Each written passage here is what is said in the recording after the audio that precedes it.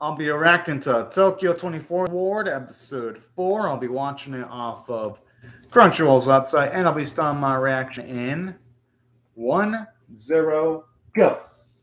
Oh yeah, I'm pumped up for this. Unfortunately, life doesn't allow you to have fun sometimes. And hell, sometimes technology can be imperfect, unfortunately. That's the downside about technology.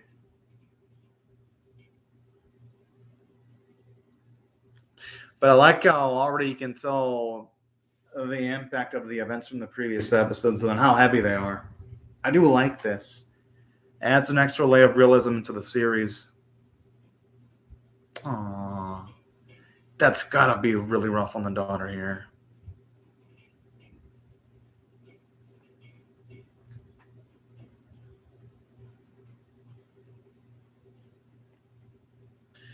And that's honestly the best answer you can give off, too.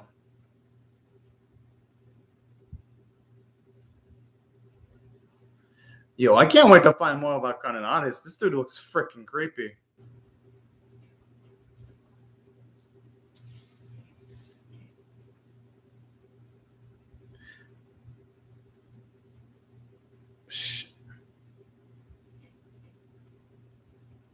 Yeah, but with what technology, though? That's the biggest question.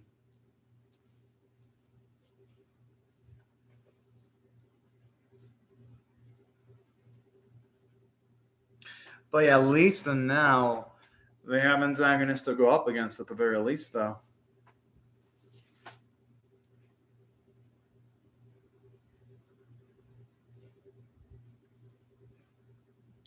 Speaking of which, I like how it's raining, but I just kind of wish they would have had the. Because in some shots, you can tell the rain isn't landing on the umbrella. Just would add a little bit more realism. If you're going to have rain, but it's not going to land on anything, you might as well not have rain alone on the animation. That's just a detail I'm noticing visually. That's not a diamond on the script, but the script of the episode has been good so far. Just gotta mention snippets like that.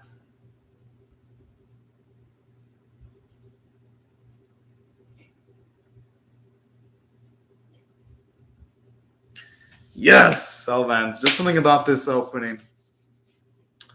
It just excites the fuck out of me. Especially it's one of the few openings that has like at least a few English words here and there too.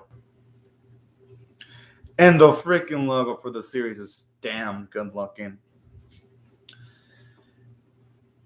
Although I gotta say, so far, considering that the series, at least from some of the animators behind it, have mentioned that this series has production issues, so far, the production issues haven't been that apparent, aside from, again, maybe that instance where when there was some rain, you didn't see it land on the umbrellas or anything like that. But for the most part, the animation's been consistent for the most part.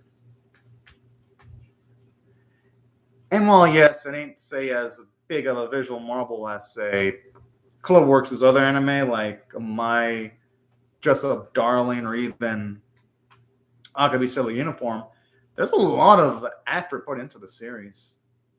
Where it's not that far behind of those two series from a production standpoint.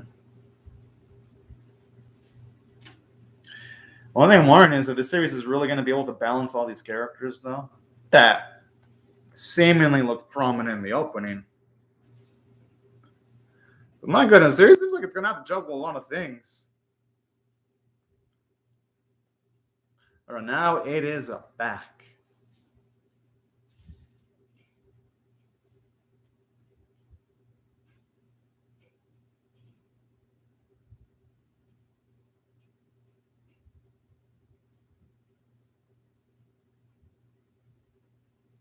Damn. I mean, in a way, it's kind of a good thing that it's been 3 months because at least it gives them sort of like an emotional breather.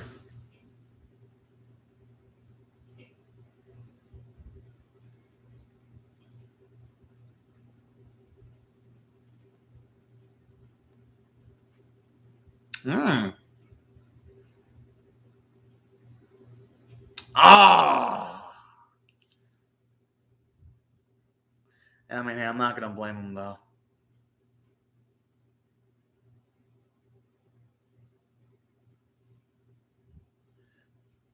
Yeah, I wouldn't mind seeing Koki get his hands dirty figuratively, though. And this would be pretty nice, too. Because they give and Shu most of the lion's share of the cool moments in this series, so I wouldn't mind seeing Koki get a little bit more glory.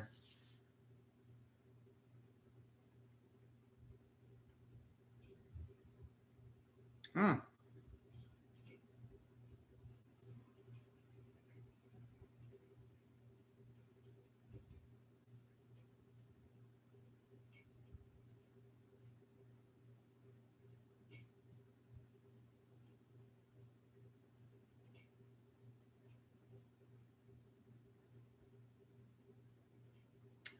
I always love how there's corrupt planning going on in this series. But hey, you know what? It adds a lot of tension, though.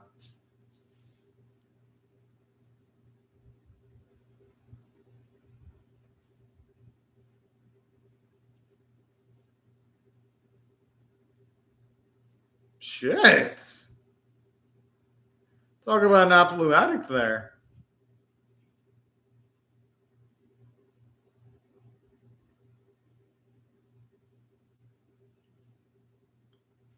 Ha! Yo, is this dude human? I don't think that's a fucking punch any normal human would be able to do. What the fuck? He seems to be in the same shit that Shu seems to be on whenever his senses are enhanced.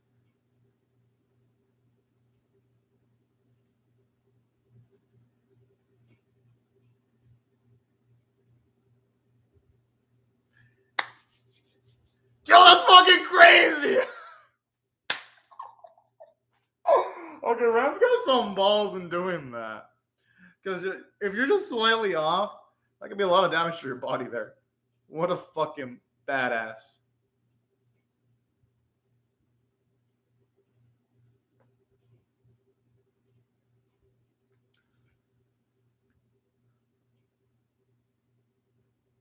I mean, they should have expected they were going to show up, though.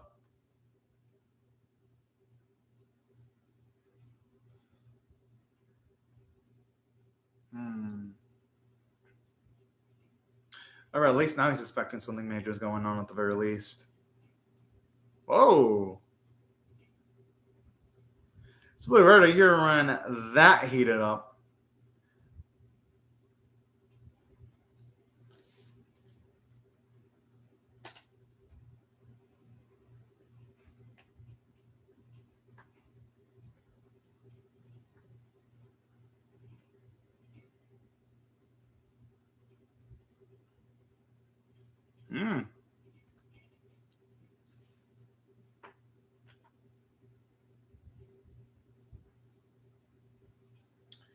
Jeez, I hope this guy at least gets enough sunlight. Over this kunai, I mean, at least when it comes to this kunai fellow. This kunai guy does not seem like he does anything safely, though. And saying that, I gotta admit, his character design actually looks pretty damn freaking badass, though.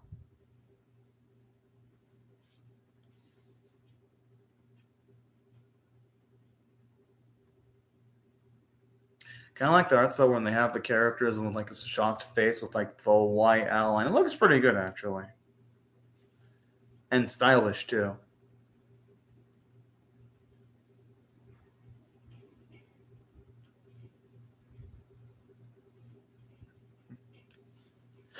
Jeez. I don't know what happened, though. Who'd want to eat anything, though?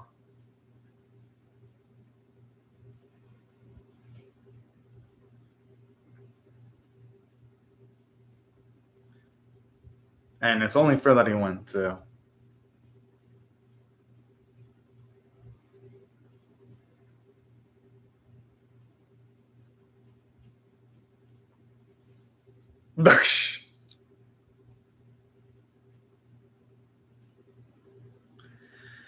Ah.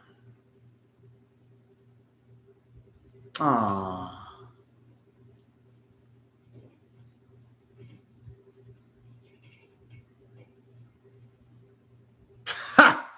Whoa! Okay, Ghosty's got some bravery going in an area like that.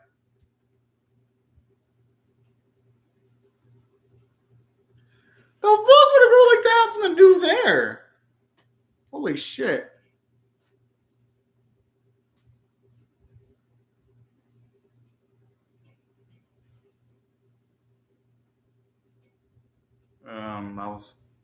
That was with her back then. If all that's happened, she's not.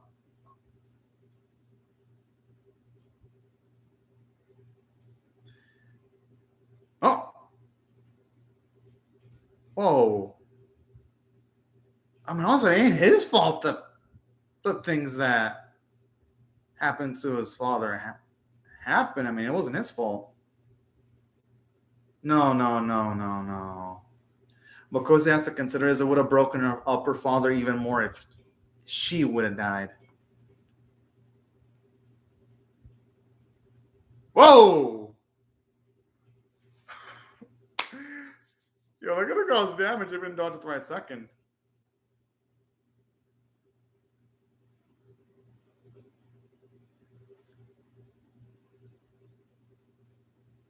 Hey, you just said so earlier. Shit, I think I would have been more inclined to stopping men earlier. Well, it's because if you let the drug dealer go, he would be causing a lot of damage to other people. So it's kind of like a moral responsibility for him to do it, especially if he has the capabilities of doing it. You know what to say? With great power comes great responsibility. Whoa! Okay, it's rare to see Koike doing some badass shit in the series.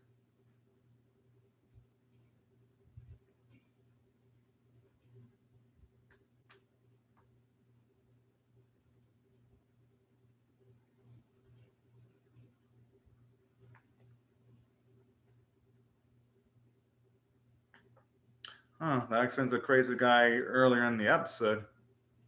That Ren was taken out.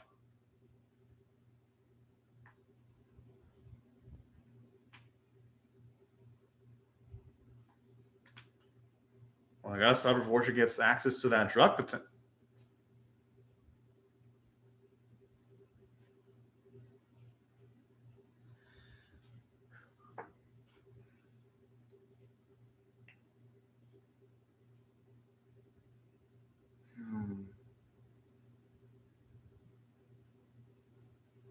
Okay, at least now we know it has Cast's limitations at the very least.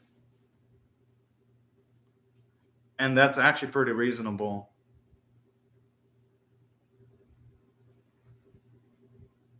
And like,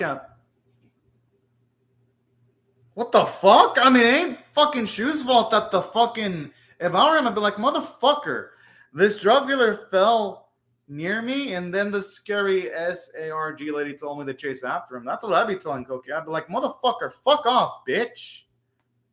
I would not want. Shit, I would not take that fucking smack talk towards me. I understand why he would, though, because. Whoa. He's going too far there.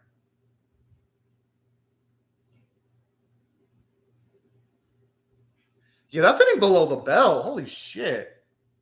I mean, I understand Koki's anger, but my goodness.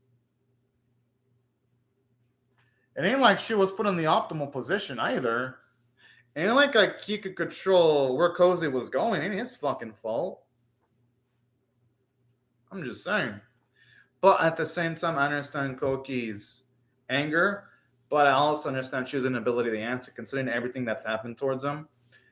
He ain't exactly going to be a guy that's had a lot of self-confidence in himself either, especially considering what happened to Koze's father.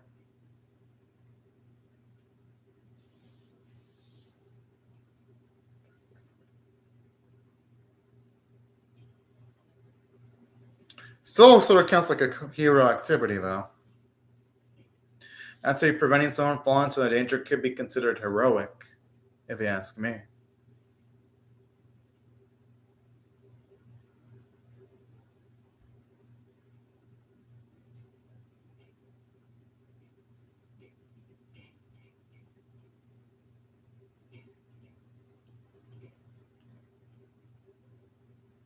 Or who knows, maybe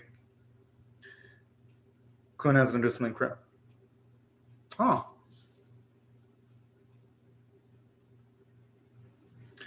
Knowing how the series goes, something wrong is gonna probably happen.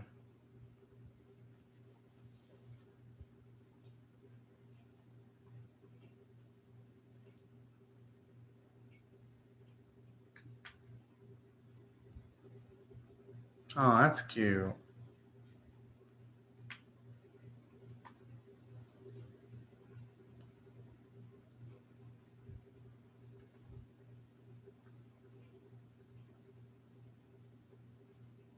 Oh,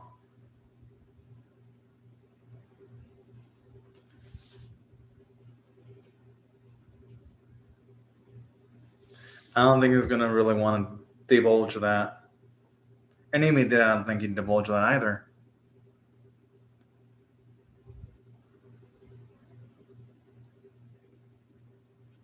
Hmm.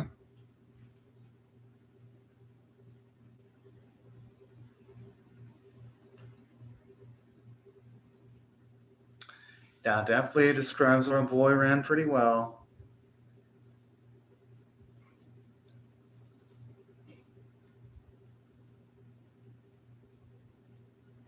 Thankfully, he chose the path of becoming an artist.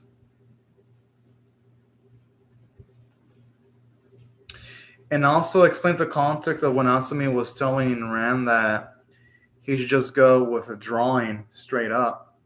That recontextualizes things a little bit more now as to why she had those expectations of Rand in the first place.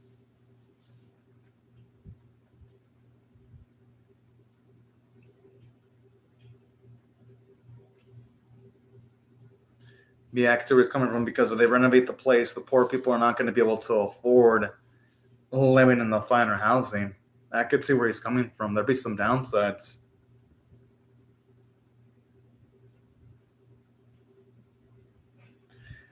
That actually puts into, at least it helps me appreciate the efforts that Rand's going through now.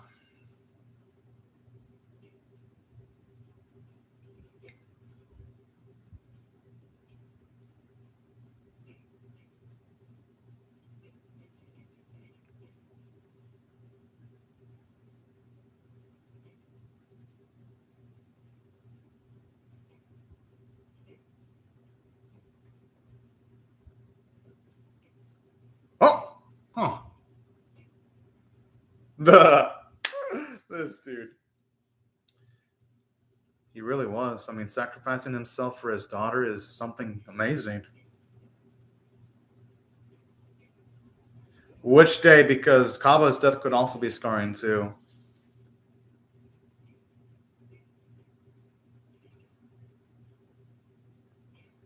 It's not just him though. They've all lost something precious though. The thing is, though, someone else handles it, they might not be able to handle it as proficiently as them. Sometimes you got to take up responsibility of doing things you don't want to.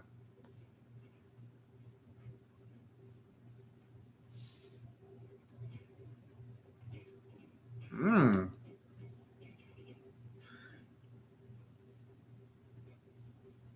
Cam, I can where this is going. That's true because of bias. They're more likely to feel that someone that's coming from less optimal circumstances is more likely to commit a crime than someone from grander circumstances. Even though when it comes to the media, when you hear about crime, you're more likely to hear about grander white collar crimes over blue collar crimes because that's what would hit the headlines whenever someone in the executive branch does something bad or in a high position in a company. You would be more likely to hear about that over smaller crimes. Funny how life works sometimes. And I love how that's Rand's answer to things. But honestly, there's something beautiful about utilizing your art to try to have the grandiose, well, as much of a grandiose effect as you can have in life.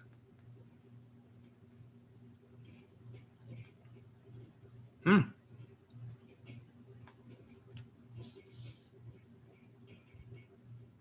No.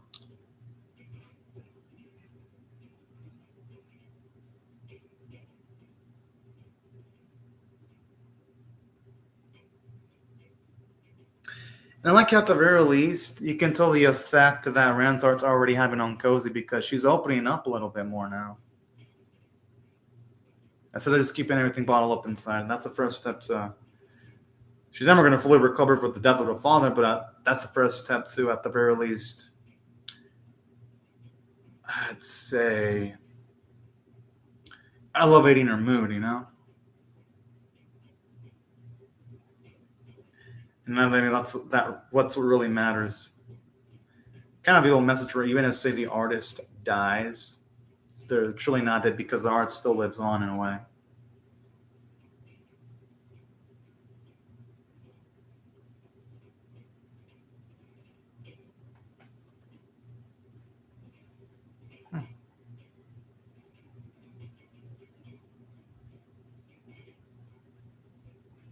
Aww. I'm sure he'll do everything he can to protect her. Oh, oh man. And I love the way he does this with his fingers. There's something really beautiful about this. Because even though, yes, he failed to save Asumi and Ikamba, he at the very least helped out Kozu, so our boy, and he's helped save some of the people close to him too, so our boy Shu isn't a complete failure. He's had more successes than him. Oh, shit. Oh, right when everything was like getting into a positive mood, shit's about to go down. Damn it! Oh, fuck. It's the calling card from the evil bastard again.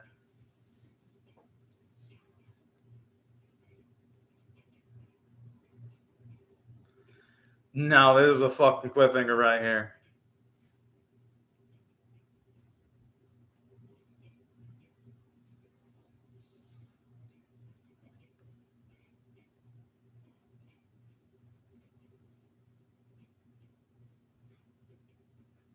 So the question is, what's the challenge going to be this time?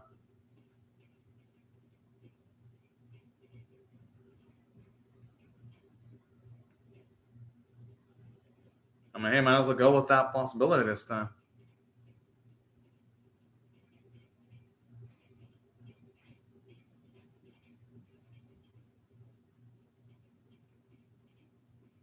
Down, they're not even giving them time to talk with each other.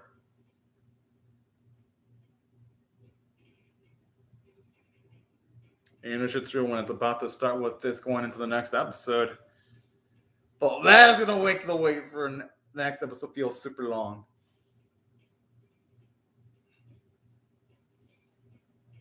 All right.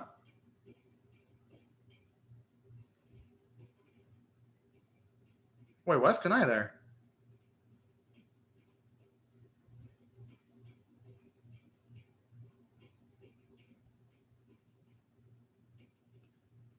At this point, they're going to have to kill Kanai if he's the perpetrator. That's the easiest answer.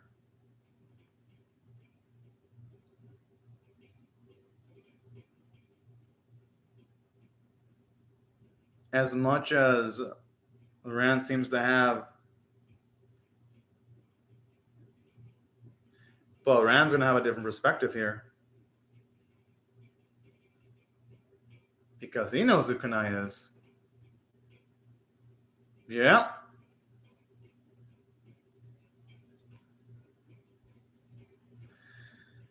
Well, shit.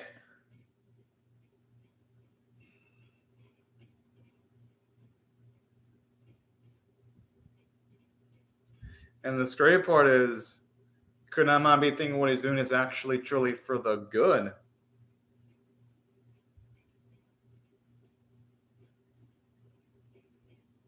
Even though it won't be, because taking away people's lives, even if it's for like a potentially good end result's almost always never good. But I gotta say, overall, it looks like shit's about to get real. Now, in saying that, I am definitely gonna give this episode an 8.75 out of 10 because, and saying that, yeah, there was a downside. There were some downsides. And this series does have these downsides sometimes. Like a few episodes ago, like when Shu's friend got her foot stuck in the train track, I was like, yeah, that was kind of a little bit of the suspension of disbelief a little bit too much to say the least.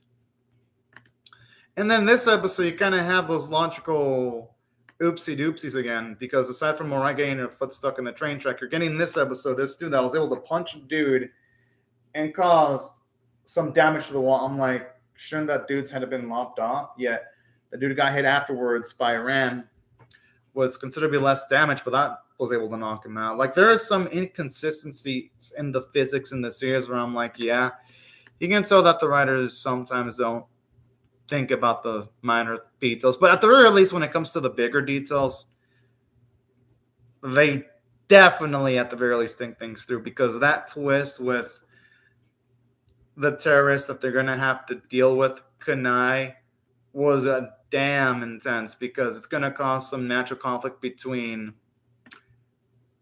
Ran, Shu, and Koiki, and it's going to come naturally too. And I cannot wait to see what they're going to do with this. Like, overall, it's going to make the series immensely more interesting. So that's what I thought did well from a story standpoint.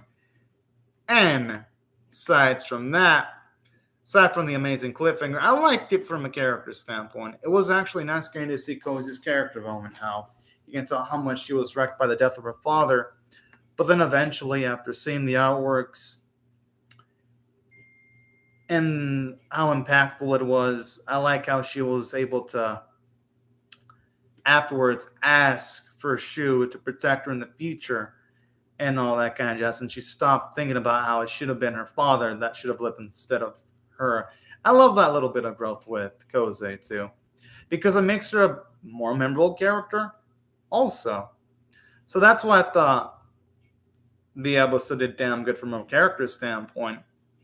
And I like how they handled the tragedy from the tornado pretty well, because it was nice seeing how it affected Shu emotionally, because you can tell that confidence he had in the early episodes is slowly dissipating, and I like that. And then you see Koiki's anger too at the whole situation, especially when he was lashing out at our boy earlier in the episode. So that's why I really, really dug the episode in a lot of ways. And aside from that, I gotta say, animation quality was really good. Love the voice acting. Love how they built up Kunai a bit. And that's why I liked the episode overall. And that's why I'm gotta give the episode an 8.75 out of 10. But anyways, y'all, these are my thoughts on the episode. Love to hear your thoughts on how I feel about my reaction or the episode itself in the comment section below. Hope y'all rate the video, share, comment, subscribe, and I'll see y'all later if you come back for more, because I'm definitely reacting to the next episode. But anyways, y'all, thanks so much for watching my video, and have a fantastic day, everyone. Bye-bye.